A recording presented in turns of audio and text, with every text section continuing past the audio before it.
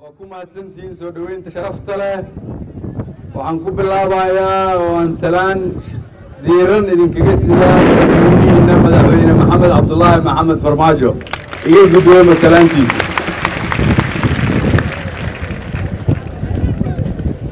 رير بيدا بجناي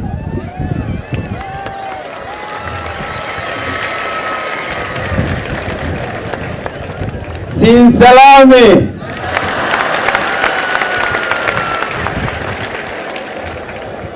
نبدا هرقلا بريدة ايد يا ايد يا انكي ما سنتين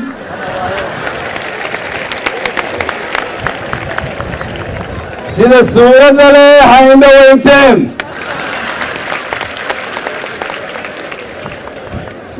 غير بيدا وجماعي سين هلاوي إذن هلوتنا إذن هلوتنا غير كوفر قلبت صوماليا إذن قودي جرتين قوديوكي يالي سنكفر إذا المانتا غير كوفر قلبت إني سوريسن يا إنكوي ريدنا سوغال صور وانسوس آمو فده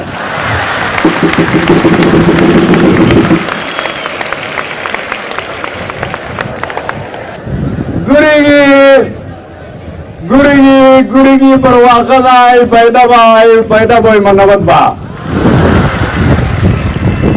baradii masakadoy baydhaboy ma nabad baa baryaan kala maqnayne baydhaboy ma nabad baa isha biyaha kululayo bardihii ku caanaay baydhaboy ma nabad baa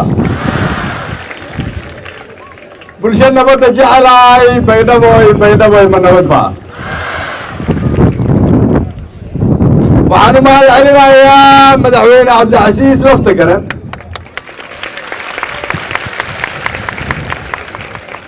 oo sida dowladnimada loo bilaabay in halkan laga oogo markii uu madaxweynaha noqday kadib waxaa halkan ka muuqata sida dowladnimada looga oogaayo koonfur galbeed gaar ahaan baydhabo waxaa ka muuqata sida la isugu soo dhaweynayo dowladda federaalka iyo dowlad goboleedyada iyo shacabka soomaaliyeed oo dhan madaxweynaha iyo guddoomiyuhuna waa ku mahadsan yihiin sida sharafta leh uga shaqeeyeen horumarka dalka iyo dowladnimada waxaa aasaas u ah wada shaqayn koonfur galbeedna waxay weligeed ahayd buddhigaha wada shaqaynta dadka iyo dowladda soomaaliyeed waa idinkaga mahad celinayaa waa mahadsantiin halkan waxaa horteyda ka muuqda mustaqbalka ummadda soomaaliyeed dhallinyaro soomaaliyeed oo aan sheegay waa saamiga ugu badan ee dadka iskale dadka soomaaliyeed maadaama ugu yaraan 75% shacabka soomaaliyeed ay yihiin dhallinyaro waa idin hambalyaynayaa sidaa isugu duubantihiin waa idin hambalyaynayaa sidaa dowladdiina u garab taagantihiin waa idin hambalyaynayaa hamuunta idinka muuqata iyo dowlad jacaylka halkan waxaanu nimid aniga iyo waftigaan hogaaminayo inaan la fariisano madaxda dowlad goboleedka koonfur galbeed oo ugu horeeya madaxweynihiinu kala hadalno baahiyada aad qabtaan ku bilaabno sidii hay-adihiina amniga loo xoojin lahaa dib u habeyn loogu samayn lahaa loo xoojin lahaa ciidankiina aanna ka shaqayn lahayn sida ugu dhaqsaha badan sida aan u fur lahayn jidka isku xidha xamar iyo baydhabo haddii ilaah yidhaahdo sidaad la socotaan dowladda federaalku waxay waayahan ku mashquulsanayd in la xoreeyo deegaano ka mid ah koonfur galbeed oo ay ugu horreysa shabeellada hoose waxaan madaxweynaha iyo dowlad goboleedka koonfur galbeed uga mahad celinayaa doorka mugale oo ay ka qaateen inay dib u xoreeyaan deegaanadaas oo aan rajeynayna mar dhow madaxweyne cabdicasiis inuu u guuro magaalo madaxdiisii uuna halkaas ku shaqo gala haddii ilaa yidhaahdo.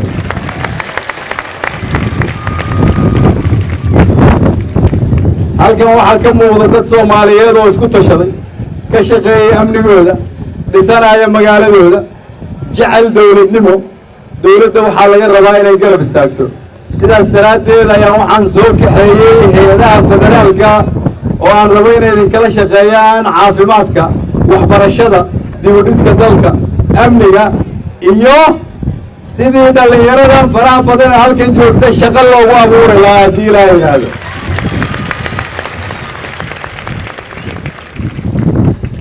meel walba waan ku soo wareegay dalka Soomaaliyeed mar walba oo dhib dhaco waxaa taagan oo isu soo baxa dhalinyaro Soomaaliyeed. mar walba oo dadka Soomaaliyeed ay culays dareemaan waxaa soo istaaga haween iyo culummo Soomaaliyeed. mar walba oo dhib dhaco waxaa soo baxa Soomaali tiraahda waxaan rabnaa Soomaalinimadii. waxaan meel iska dhignay oo aasnay qabyaaladii iyo qabiilkii. qofka jooga koonfur galbeed iyo qofka xamar jooga iyo qofka dhuusamareeb jooga iyo qofka beledweyne jooga iyo qofka boosaaso jooga kulligood waa dad Soomaaliyeed. Soomaalinimada ka dhaxaysa qabyaaladna ma ogolin, mana ku shaqayn doona qabyaalad. reer Baydhabana waxaan rabnaa inay hormuud ku noqdaan Soomaalinimada.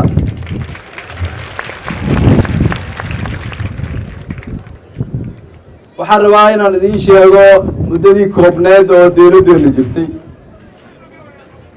waxaan la kulannay caqabado badan, laakiin waxaan joognaa meel aan dhihi karno waxaa muuqda iftiin dawladeed. iftiin dawladeed oo ay tusaale ka tahay isi soo baxa maanta aan ka aragnay garoonka Baydhabo iyo isbartiimada Baydhabo.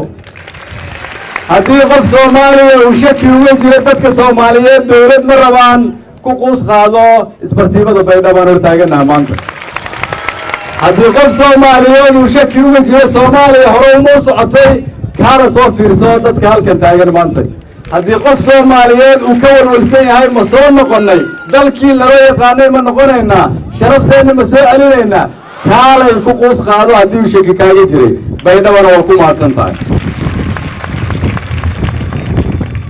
maanta waxaa muuqata dawlad Soomaaliyeed oo go-aanka loo gaarin oo iyadu gaarta, oo aan iyadu kala tashan cid idin matali lahayd, laakiin iyadu idin matasha, oo aan xoolihiinna idinka xadin ama idinka musuqmaasuq, laakiin idin dhaqaalayso, oo la xisaabtanta cid walba oo dawladda u shaqaysa iyo dunida inteeda kale, oo dhaqaalihiinni dib habeen idinkugu samaysay oo u dhow in deynta laydinka cafiyo, oo ciidankiinni dib habeen idinkugu samaysay oo u dhow in dhammaan deegaanada cadowga haysta laga xoreeyo, oo idin dejisay siyaasad midaysan oo mustaqbalka la gaarsiin doonto wiilasha iyo gabdhaha halkan jooga iyagu inay noqdaan kuwii dalka Soomaaliyeed go-aanka ka gaari lahay masiirka uu yeelanayo, iyagu codka dhiiban doono.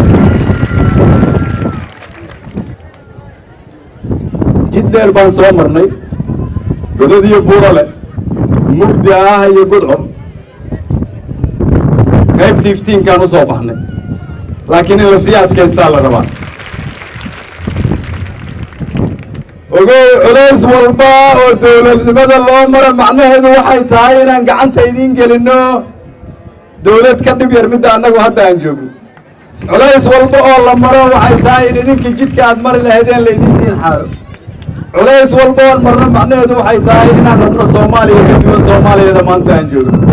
culays walba oon marno waxay tahay inaan raadinayno idinku inaad heshaan mustaqbalka Cabdicasiis iyo aniga iyo guddoomiye waan helnay mid ka wanaagsan. laakiin taasi si ay u dhacdo dawladnimada Soomaaliyeed iyo horumarkeeda dhexdhexaad kama noqon kartaan. ma daawan kartaan idinkoo u kala jeeda qalad iyo sax. ma daawan kartaan haddii dawladnimadiina laydinka qalleeciyo. ma ilaashanaysaan dawladnimadiina. ma ka shaqaynaysaan idinku. ma ka shaqaynaysaan sidii aad idinku awoodda mustaqbalka ula wareegi lahaydeen. anigoo la geli doono wadahadal ballaaran beesha caalamka oo dhan oo maanta halkan isugu imaanaysa oo Baydhabo ay soo dhoweyn doonto sida aniga ii soo dhoweysay. madaxweynihiina kala hadli doonaa waxyaabaha uu rabo inay dowladda federaalku ku caawiso aan aaminsanahay inaan shaqooyin badan halkan ka qabanayno waxaan ku bilaabaynaa marka hore ballanqaadka ugu horreeya oo ah in dhallinyarada reer baydhabo halkan joogtay ku farxaan in laga bilaabo maalinta beriyaha dowladda federaalku ay ka shaqayn doonto in laydiin dhisa garoonkan waa mahadsantihiin assalaamu calaykum waraxmatullahi wabarakatu